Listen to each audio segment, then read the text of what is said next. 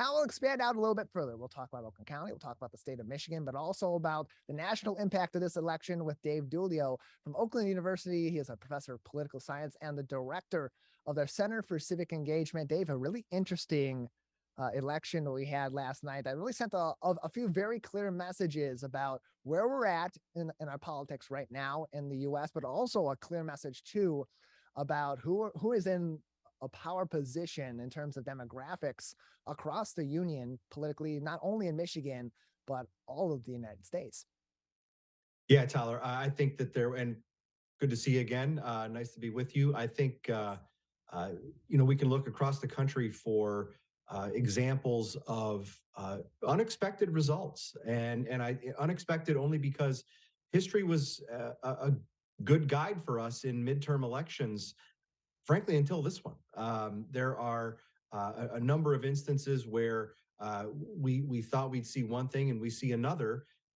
Even to the point you make about demographics, I think we can look to the state of Florida for some of that, and the successes that a candidate like Ron DeSantis had in getting reelected as governor down there, where he did really well in places that Republicans don't usually do well.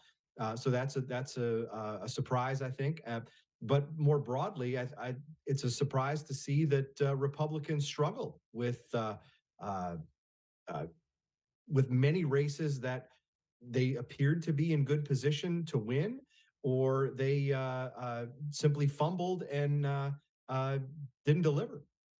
Yeah, we heard so much going into this election about a red wave in certain states, but even across the union about a number of Republican candidates taking back some of these positions of power, taking back entire chambers of either the U.S. Senate, the U.S. House, retaining those chambers or flipping them in certain states that may have been blue, may have been purple, or maintaining them in red states, and that across the board, that did happen in some situations, but really we saw quite the surge from Democrats. But it's interesting too, because you said, like you said, past elections were sort of that reference leading up to this point for where we were at. And given the state of the economy, certainly inflation and what we've seen over the last several months and year, you would think that this election would be much more of a referendum on the Biden administration than it ended up being. So what do you believe was really that key factor in pushing this election the way that it went? Was it a referendum on Biden, a referendum on Trump republicanism, or really a power grab for the future by the electorate that is concerned in a number of different facets? I think it depends where in the country we're talking, because I think Michigan stands out a little differently than other places. I think let's start broad and can then come back to Michigan. I think nationally, the biggest takeaway that I have is candidates matter, and we see instances where Republicans underperformed in U.S. Senate and U.S. House races. Now, having said that, right, they are still likely to take, if not guaranteed by this point, but very likely that Republicans will be in the majority in the U.S. House of Representatives, and they still have a fairly good shot at taking control of the U.S. Senate, but by much smaller margins than, frankly, they should have in a year where the president's job approval is in the low 40s. The president who is opposite their party, right? The president's job approval is in the low 40s. Inflation is at a 40-year high. Gas prices are much higher than in just a year or 2 years ago.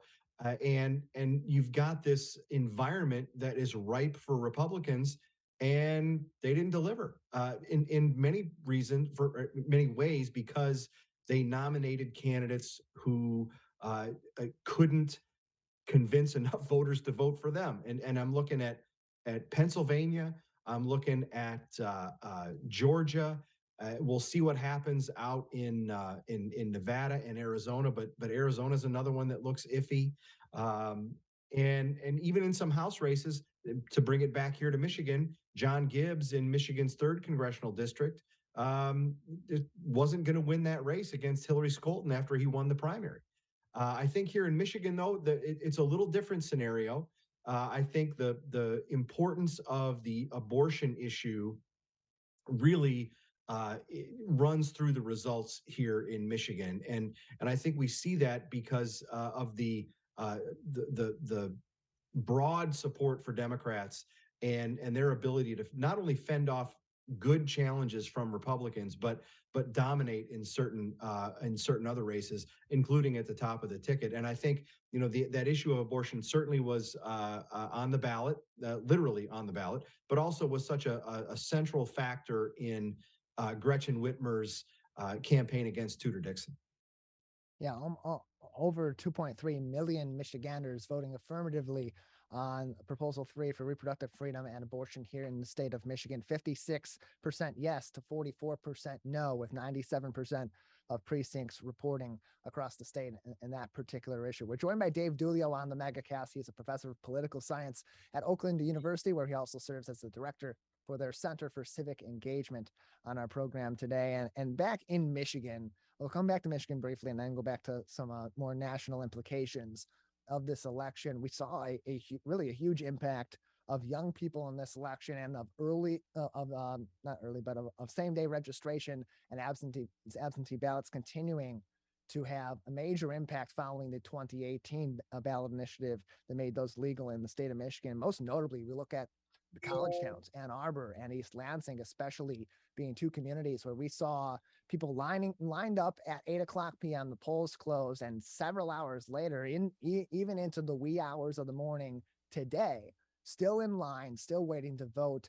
How does that speak to the future of the electorate here in Michigan and the way that our elections are going to be operated, but B, what we see in the results over these past couple elections, where same day registration, where absentee ballots especially have had a major impact in Michigan and across the union? Yeah, I think it'll be interesting to see how this translates in 24, right? And whether or not those same voters become habitual voters, or were they teased out to vote by a particular issue, right? And since we've talked about college campuses, you wonder if it was the issue of abortion, something that is really on the minds of unmarried individuals in Michigan. And not to say that married folks don't care about that issue; they certainly do. But I think we see unmarried folks, especially unmarried women, go much more for Democrats in this election than for Republicans. I think that it's interesting to note that in both Ann Arbor and in East Lansing, there were satellite polling locations for students. And if that continues, you might see more college kids continue to vote. But I would also point to 2018 as a really good year for young people engagement. And it's no coincidence that there was a ballot proposition that drew them out in that election year as well, and that's recreational marijuana. And that produced big turnout in East Lansing and in Ann Arbor. We're joined by Dave Dulio from Oakland University on today's edition of the Megacast. You can keep up to date with everything happening at the Center for Civic Engagement at Oakland University by going to oakland.edu/CCE, oakland.edu/CCE. And what seems to be a common theme over the last 6 years plus here in the US, when we have an election or we get through another election cycle, everything seems to circle back to how does this impact Donald Trump. We look toward 2024 now, especially that race in Florida for governor. Ron DeSantis winning, but there's been a lot of teasing lately about a potential 2024 presidential run for him on the Republican side and potentially challenging Donald Trump. Some struggle, as you said, candidates matter, with some of the Trump Republicans losing key elections across the U.S. and certainly the competition that we continue to see in key states like Georgia for Trump Republican like Herschel Walker versus the incumbent Democrat Raphael Warnock. What does this election mean for Donald Trump, both because of the way that voters turned out for certain issues and against certain kinds and certain candidates in this election, but also with the not necessarily resurgence, but the really, let's just say a surge in this case for people like Ron DeSantis now willing to challenge Trump and also offer a similar candidate, but an Mhm. alternative to Donald Trump.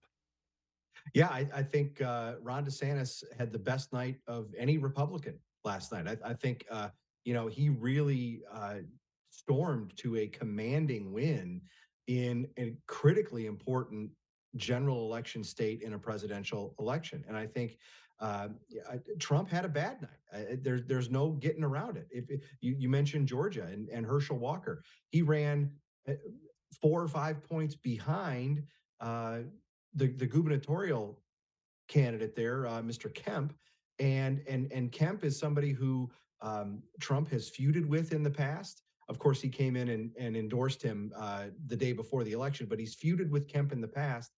And Herschel Walker is his hand-picked Senate candidate, and so Trump is a drag on many of those candidates. And I think you could say the same thing in Pennsylvania about Trump's hand-picked candidates there, the Senate candidate Dr. Oz and the gubernatorial candidate in Pennsylvania. So I think that this sets up a really interesting battle between DeSantis and Trump for the way forward in the Republican Party. Joined by Dave Dulio on today's edition of the Megacast. Again, you can get in contact with the Center for Civic Engagement and engage with them as well in a number of political conversations as we now transition from the 2022 midterm election cycle and quite immediately goes right on to 2024. Oakland.edu/CCE. Oakland.edu/CCE for more information. I hate to just jump immediately from one election to the next and just say, okay, well, this is behind us now. It's because it's not entirely there yet. But as we get ready for 2022, are there any plans in the works at this time or in the near future for discussions at the Center for Civic Engagement to get people ready for what's certainly going to be another very interesting, very competitive, and I would imagine in some cases quite contentious Mhm. 2024 presidential race across the political spectrum? Yeah, I think the answer is yes, and the first one is tonight. So we're going to do a post mortem on 2022. I'll be joined by two of the best political and analysts in Michigan, who also happen to be political consultants. They are in the fray of politics and have been for many years. John Selleck, a Republican, and Adrian Heeman from a Democrat from grassroots Midwest. John Selleck has got a firm called Harbor Strategies, and we'll be on Zoom tonight at 7 p.m. Talking about the election day yesterday and probably looking ahead to 2024 as well. Oakland.edu/CCE to view that and to participate in other events with the Center for Civic Engagement. Got a couple more minutes with you, Dave, before we'll say goodbye today and wrap this thing up. Any other lasting impressions or thoughts from this 2022 midterm here in the state of Michigan and even nationally as we are mostly done with this current election cycle? Yeah, I think it's time now to put the campaigning hat away and turn on and put on the governing hat. And I think that there are interesting diversions or we will diverge in Michigan and the country in how we go about this. And of course, with Democrats in control of the governor's mansion as well as both chambers of the state house and state senate. Democrats can do just about anything they want here in Michigan if they can keep their caucuses together in the state house and state senate to pass legislation.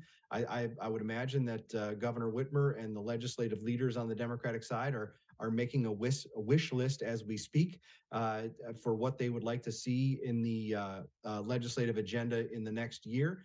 That's very different at the federal level when we've got Republicans, as I said before, very likely to take control of the U.S. House of Representatives. That's really going to put the brakes on any kind of Biden agenda in 2023. And will certainly have an impact too over the next year on his viability for a 2024 reelection campaign potentially, as well as his competition against what will likely also be another competitive Republican field. Dave, thank you so much for joining us. Appreciate your time as always. Sure thing. Thanks for having me.